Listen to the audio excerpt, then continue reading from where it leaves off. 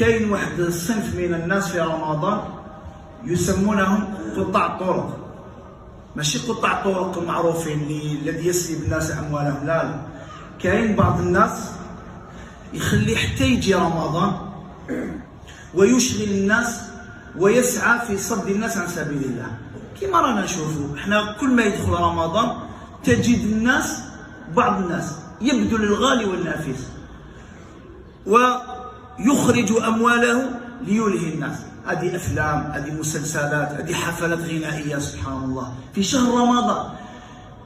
وتجد بعض الناس عندهم قبول هذا الشيء، نهار كامل هو يشوف هذه الامور، يقول لك نستنى رمضان باش نشوف المسلسلات، نستنى رمضان باش نشوف الافلام، نستنى رمضان سبحان باش نضحك، كان حنايا عن حنا نبكيو، خصنا غير رمضان باش نضحكوا فيه. انا حنا ماناش نضيقوا على الناس، كاين الانسان يشوف حاجه الا ما فيهاش محظور شرعي 15 دقائق ويرى، لا الناس